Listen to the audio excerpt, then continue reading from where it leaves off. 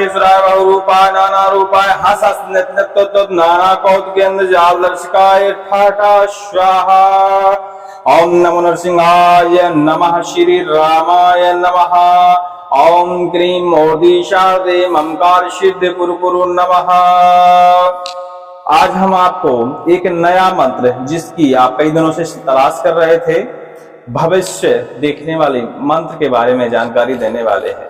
इस मंत्र से आप भूत प्रेत बाधाओं को देख सकते हैं, अपनी बाधाओं को देख सकते हैं। क्योंकि कई लोगों की समस्याएं होती हैं कि उनको पता तो होता है कि नकारात्मक ऊर्जा का प्रवाह है, लेकिन नकारात्मक ऊर्जा को देखें कैसे, कैसे महसूस करें, या जिस देवी देवता की हम पूजा कर रहे हैं उसका एहसास कैसे करें, उन सब का निदान आपको आज इस वीडियो में जरूर मिलेगा। क्योंकि कई लोगों की समस्या ऐसी होती है कि जिंदगी भर वो परेशान रहते हैं, उनको पता ही नहीं चल पाता कि हम अपनी जिंदगी में किस बाधा से परेशान हैं। तो इस मंत्र के जरिए आप स्वयं ही अपनी बाधा का पता लगा सकते हैं। आपको ना तो किसी तांत्रिक के पास भटकने की जरूरत है और ना ही किसी चौरा चौकी में जाने की जरूरत है। बस आप इस मंत्र का सिद्धिकरण करिए और अपनी बाधाओं का स्वयं पता लगाइए। और जब बाधाओं का पता लग जाता है तो आप उस बाधा का हरण कर सकते हैं। क्योंकि मेडिकली ले लीजिए, चाहे मंत्र तंत्रों की दुनिया में ले लीजिए, जब तक आपको बीमारी का पता नहीं होगा तब तक उसमें इलाज संभव नहीं होता। अंदाज से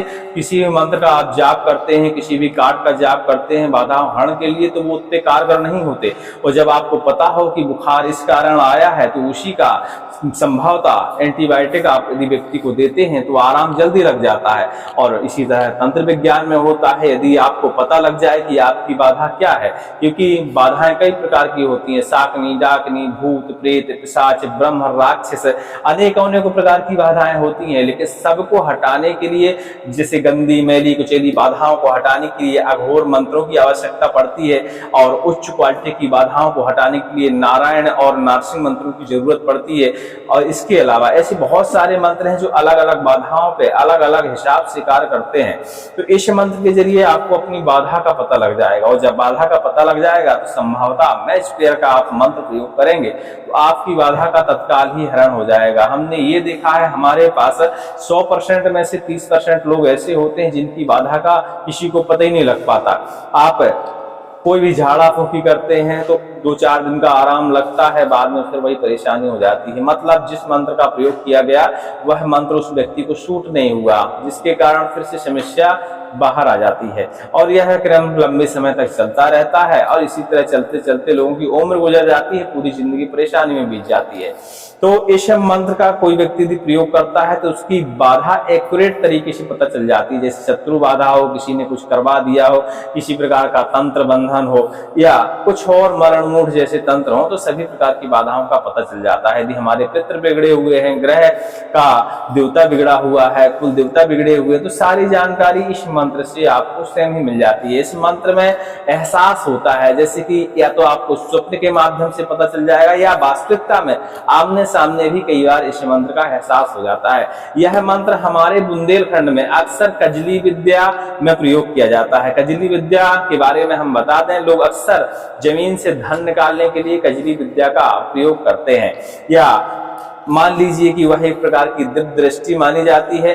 तो इस मंत्र का प्रयोग करके आप जमीन के कुछ फीट नीचे तक झांक सकते हैं, देख सकते हैं, घरों के अंदर झांक सकते हैं। इस मंत्र के ऐसे प्रमाण, प्रत्यक्ष प्रमाण देखे जाते हैं। और हमारे गुरुदेव के अलावा उनके बहुत सारे ऐसे शिष्य हैं जो इस मंत्र का प्रयोग करते हैं बाधाओं को देखने के लिए, बाधाओं के हरण के लिए। क्योंकि यह मंत्र सारी प्रकार की गुप्त बाधाओं को सामने प्रदर्शित करता है, सभी प्रकार के बंधनों को सामने प्रदर्शित करता है, और सभी प्रकार की समस्याओं को उजागर करता है। जिसके कारण आप किसी भी फिर चौरा चौकी में जाकर अपनी समस्या उनको बताएंगे, हमारे पास एक्यूरेट यही समस्या है। जैसे बरम की समस्या होती है तो बरम के लिए अक्सर नारसिंह और नारायण के मंत्र कार्य किया करते हैं। नारायण अस्त्र के मंत्र भी बहुत अच्छे बरम बाधा पे कार्य करते हैं। तो जब आपको बरम बाधा पता चल जाती है तो कुछ नहीं, आप तांत्रिक के पास जाने की जरूरत ही नहीं है। हमारे हिंदू धर्म में, हिंदू ग्रंथों में ऐसे ऐसे मंत्रों का प्रयोग बताया गया है, ऐसे ऐसे मंत्रों का उल्लेख किया गया है। उसमें से एक मंत्र निकालिए जो ब्रह्म बाधा पे असरकारक हो, उस मंत्र का आप जाप कर लीजिए, उससे आप स्वयं का झाड़ा लगा लीजिए, ब्रह्म बाधा से मुक्ति मिल जाएगी। इसी प्रकार निकृष्ट और नीच क्वालिटी की बाधा होती है, उस पर आप पितांगरा देवी के मंत्रों का प्रयोग कर लीजिए, आप और मंत्रों का प्रयोग कर लीजिए तो बाधाएं समाप्त हो जाती है। लेकिन वास्तविकता में आपको पता होना चाहिए कि बाधा है कौन सी, तभी आप उस मंत्र का प्रयोग करेंगे तो असर होगा, आपको बाधा होती नहीं। कई बार होता यह है कि निकृष्ट या नीच क्वालिटी की बाधा के साथ साथ कुछ अच्छे इष्ट भी होते हैं, और जब नीच क्वालिटी की बाधा होती है तो हमारे पितृ और हमारे इष्ट हमारे शरीर और घर से दूर रहते हैं, तो हमको सपोर्ट नहीं मिल पाता कि हम क्या प्रयोग करें। लेकिन जैसे ही आप निकृष्ट बाधा का बंधन हटाते हैं तो आपके स्वयं के कुल इष्ट, कुल के देवता और बाकी सारे इष्ट जिनकी आप सेवा करते हैं, पूजा करते हैं, वो आपकी मदद के लिए अग्रसर हो जाते हैं, जिससे आपकी मदद हो जाती है और आपकी बाधा हट जाती है। चलिए, ये तो हो गया इसका विधि विधान, मतलब क्या क्या इस मंत्र से आप कर सकते हैं। लेकिन अब इस मंत्र को प्रयोग कैसे करना चाहिए और सिद्ध कैसे करना चाहिए, तो अब हम इसके बारे में विस्तार से चर्चा करते हैं। सभी को जय श्री राम। आप देख रहे हैं प्राचीन मंत्र सागर, और हम आपको दिव्य दृष्टि टाइप का एक मंत्र आपको बताने वाले हैं जो कई सालों से, आदिकाल से, वर्षों से यह हमारे यहाँ प्रयोग होता है। वो अक्सर गुणी तांत्रिक लोग दूसरों की बाधाओं को देखने के लिए या जमीन में गड़े हुए धन को देखने के लिए इस मंत्र का प्रयोग करते हैं। बाधाओं को देखने के लिए इसकी अलग विधि है, जमीन के अंदर देखने के लिए इसकी अलग विधि है, किसी के घर के अंदर झांकने की अलग विधि है, और किसी की आत्मा के अंदर या जो वो सोच रहा है व्यक्ति उसके बारे में पता लगाने की अलग विधि है। तो आज हम अपने इस वीडियो में सिर्फ अपनी बाधा को पता लगाने की विधि आपको बताने वाले हैं। बाकी विधियां हम अगली किसी वीडियो में यदि आप मांग करेंगे तो हम आपको उपलब्ध कराने की कोशिश करेंगे। मंत्र सुन लीजिए, फिर इसकी विधि हम आपको बताते हैं। मंत्र सुनते सुनते कोशिश किया करिए कि याद कर लें, और डिस्क्रिप्शन में इस मंत्र को हम देने की कोशिश करेंगे, तो आप चाहें तो डिस्क्रिप्शन से भी देख सकते हैं।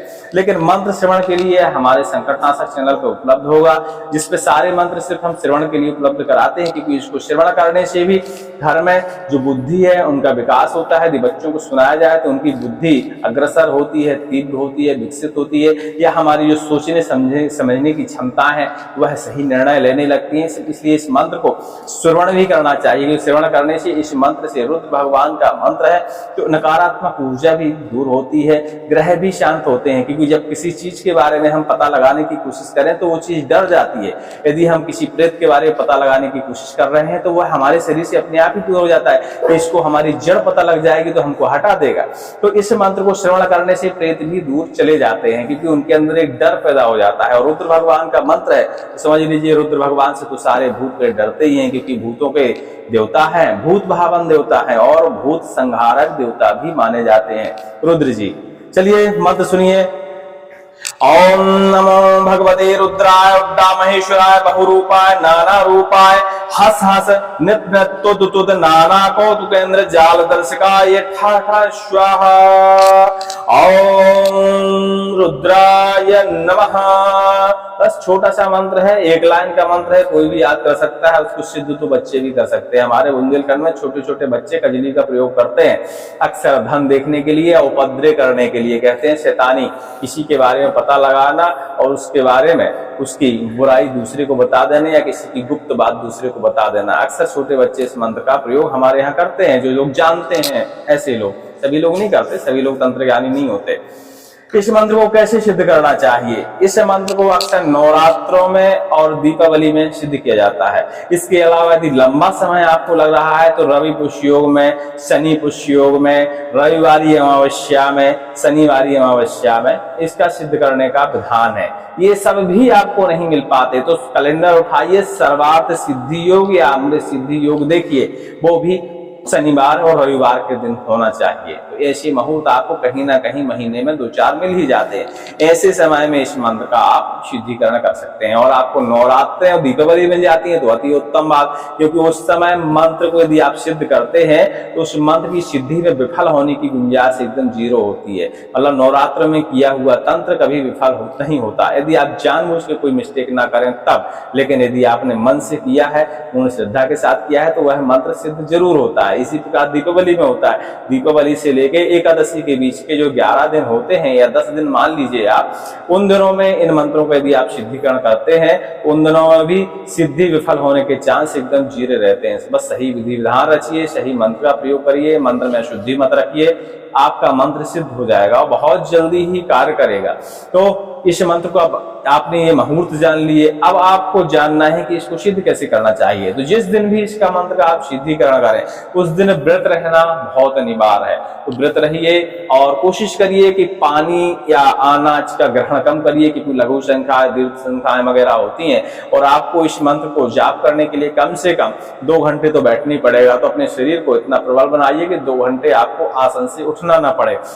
इतनी तैयारी आप कर लीजिए। चाहे तो एक दिन पहले से व्रत रख लीजिए, थोड़ा सा पानी कम ग्रहण करिए और अनाज भी कम ग्रहण करिए, तो आपको बार बार उठना नहीं पड़ेगा। और इतना तो आदमी कर ही सकता है, एक दिन तो बिना खाए आराम से रह सकता है, तो कोई दिक्कत नहीं होती है।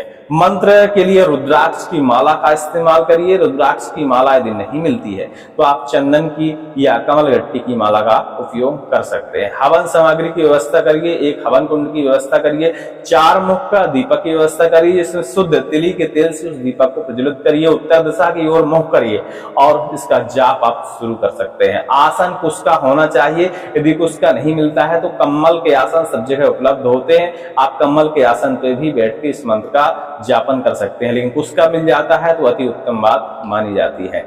इसके बाद इस मंत्र की आप जाप करिए, 21 माला जाप करिए। 21 माला जाप करने में 1.5 से 2 घंटे का आपको समय लग सकता है और 21 माला जाप करने के बाद इसकी आप सीधी सीधी 5 माला हवन करिए। हवन सामग्री में भी इसका आप हवन कर सकते हैं, चाहे तो शुद्ध घी से होम के रूप में भी प्रयोग कर सकते हैं। होम हवन में अंतर होता है, हवन में आपको वेदी बनानी पड़ती है और हवन सामग्री का प्रयोग होता है। होम में आप सिर्फ थोड़ी सी अग्नि में सिर्फ घी का आहुति डालेंगे, उसे होम कहते हैं। तो सिर्फ खाली घी यदि लग रहा है तो उसे होम कहेंगे, और हवन सामग्री का और जहां वेदी का उपयोग हो रहा है उसे हम हवन कहते हैं। तो दोनों में से आप किसी भी चीज का प्रयोग कर सकते हैं। इसमें पंचोपचार की जरूरत नहीं होती। यदि आप करवाना चाहें तो किसी ब्राह्मण से बुलाकर पंचोपचार से पूजन शिव जी का करवा सकते हैं। उसके बाद मंत्र के जाप करिए तो अति उत्तम बात है। लेकिन सभी लोग पंचोपचार से नहीं करा पाते, तो आप साधारण जो आपको पूजा आती है उस हिसाब से भगवान का पूजन करिए और उसके बाद आसन ग्रहण करिए, चौमुखा दीपक जलाइए, उत्तर की ओर मुख करके बैठिए और जाप करिए। ठीक है, जाप करने के बाद इसका आप हवन करिए और हवन करने के बाद यह मंत्र आपका परिपूर्ण हो जाता है। वैसे तो इस मंत्र को जाप करने से आपको अपने आप ही इशारे मिलने लगते हैं, क्योंकि यह दिव्य दृष्टि वाला मंत्र माना जाता है या किसी भी चीज को देखने के लिए मंत्र माना जाता है। तो वैसे भी आपको एहसास होने लगते हैं, कुछ ना कुछ उल्टा सीधा ऐसा घटित होने लगता है, तो आपके रोमे खड़े हो जाएं या सामने किसी के रहने का एहसास हो, किसी के बैठने का एहसास हो, आसपास किसी के चलने का एहसास हो, परछाई का एहसास हो। ऐसे एहसास इस मंत्र को जाप करने के आसपास जब लास्ट स्टेज पहुंचती है तो ऐसे एहसास होते हैं। इसमें घबराने की बिल्कुल बात नहीं है। रुद्र भगवान का मंत्र है, तो जब रुद्र भगवान के मंत्रों का किसी भी मंत्र का हम जाप करते हैं थोड़ी बहुत आया साया आसपास दिखाई दे जाते हैं। उसमें घबराने वाली और डरने वाली कोई बात नहीं है, क्योंकि इस मंत्र को जाप करने से किसी भी प्रकार का बॉडी में या किसी भी प्रकार का ग्रह में घर में नुकसान नहीं होता है। तो आप साधारण तरीके से यदि मंत्र में मिस्टेक भी होती है तो बिल्कुल टेंशन नहीं लेना है। आप जाप करिए पूर्ण श्रद्धा के साथ, भगवान जी का दिमाग में स्मरण करिए, शिव जी की तस्वीर सामने लगाइए। क्रोधमय तस्वीर किसी भी मंत्र को सिद्ध करते समय कभी ना लगाया करिए। जैसे देवी के भी मंत्र हैं तो काली जी की शांति स्वभाव वाली तस्वीर लगाइए, रुद्र भगवान के मंत्र हैं तो उनका शांति स्वरूप एकदम जो भी हो शिव जी का उसकी तस्वीर लगाइए। क्योंकि यदि आप विकराल रूप की तस्वीर सामने लगाते हैं और फिर मंत्रों का सिद्धिकरण करते हैं तो ऊर्जा जब विकराल सामने निकलती है तो हमारे दिमागों पे इफेक्ट डालती है। तो आप सौम्य तस्वीर ही लगाया करिए जो देखने में आपको अच्छी लगे। हाँ, ध्यान आप रुद्र कर सकते हैं, उनका तस्वीर आप उनकी सौम्य ही लगाया करिए। अब आपने मंत्र का जप कर लिया, हवन कर लिया, इसके बाद आती है मंत्र को प्रयोग करने की विधि। मंत्र को प्रयोग करने के कई प्रकार की विधियां हैं। जैसे आपको बाधा का पता लगाना है, स्वयं के ऊपर किसी प्रकार की भूत प्रेत बाधा है या कुछ और बाधा है, ग्रह बाधा है, इसमें सभी प्रकार की बाधाओं का आप पता लगा सकते हैं। तो इसके कई प्रकार के तरीके हैं। हम आपको 2 तरीके या 3 तरीके बता रहे हैं, जो आपको उचित लगे उसका आप प्रयोग कर सकते हैं। जैसे आपको स्वयं की बाधा का पता लगाना है तो पीपल की लकड़ी गुरुवार के दिन आप सुबह सुबह एक छोटी सूखी लकड़ी पीपल के नीचे जो गिरी हुई उसको तोड़ के लाना है। मतलब वृक्ष से नहीं तोड़ना है। पीपल के नीचे आप जाएंगे तो बहुत सारे आपको डंठल लकड़ियां मिल जाती हैं। हर पीपल के नीचे कुछ ना कुछ पीपल का अंश गिरा हुआ पाया जाता है। उसमें से आप एक छोटी 1 इंच की लकड़ी तोड़ के ले आइए और उसको बढ़िया दूध से, दही से, पंचामृत से घर आकर स्नान करिए, उसको धूप दिखाइए और इस मंत्र को जो हमने आपको बताया, ओम नमो भगवते रुद्राय महेश्वराय बहुरूपाय नाना रूपाय हस हस नित्य नाना कौतुक इंद्रजाल दर्शकाय ठाठा स्वाहा। इस मंत्र को आप 11 से 21 बार पढ़िए और उस जड़ी को अपने माथे में लगाइए। उसी समय प्रार्थना करिए कि इस जड़ी को इतनी ताकत दे कि हमारी बुराइयां, हमारी बाधाएं, परेशानी, भूत प्रेत, जो भी चीज से हमें दिक्कत है, जो भी हमारे घर परिवार में समस्या है, वह हमें स्वप्न में दिखाई दे या किसी तरह एहसास हो, बस हमारे सवाल का जवाब हमारे दिमाग तक पहुंच जाए। ऐसा आपको प्रार्थना करना है अपने शब्दों में। हर व्यक्ति के शब्दों की प्रार्थना करने की जो शैली होती है वो अलग अलग होती है। आप अपने हिसाब से अपने शब्दों में प्रार्थना कर सकते हैं और बस उस लकड़ी को अपने तकिए के नीचे रखिए और चुप्पे सो जाइए। ठीक है, ऐसा आप 1 दिन कर सकते हैं, 2 दिन कर सकते हैं, 3 दिन कर सकते हैं, क्योंकि इसका 3 दिन का विधान होता है। लेकिन इतना समय लगता नहीं है। एक ही रात में या कई लोगों को दूसरी रात में सारी चीजें या तो स्वप्न में दिखाई दे जाती हैं या अपने दिमाग में उन सारी चीजों का एहसास हो जाता है। तो इसके बाद यदि कोई भी आपको ऐसा एहसास हो रहा है तो आपको सत्यता माननी चाहिए, क्योंकि यह सत्यदर्शी मंत्र माना जाता है। जो भी सच होगा वह आपको पता चलेगा। ठीक है, तो इस मंत्र का आप इस तरह प्रयोग कर सकते हैं। दूसरा प्रयोग इस तरह है कि आपको आमने ही सामने देखना है कि हमको सारी चीजें हमारी अपनी आंखों से ही देखना है। तो उसके लिए आपको एक ताम्र पात्र या कांसे का पात्र लेना है। उसमें आपको 5 जल समाहित करना है, जैसे गंगा जल हो गया, और इसके अलावा 3 जल अलग अलग जगह के, जैसे 3 तालाबों के हो सकते हैं, 3 नदियों के हो सकते हैं। ऐसी जगह के जल उसमें आप डाल दीजिए। एक जल उसमें देव जल डालना है, जैसे शिव जी को हम स्नान कराते हैं। उसके बाद जो जल नीचे गिरता है उसी जल को इसमें मिला देना है। अब आपका ये दिव्य दृष्टि पात्र तैयार हो गया। उसमें पात्र में कम से कम 21 से 51 बार इस मंत्र से फूंक मारिए और एक टक आंखें बिना झपकाए उस जल के अंदर झाँक कर देखिए।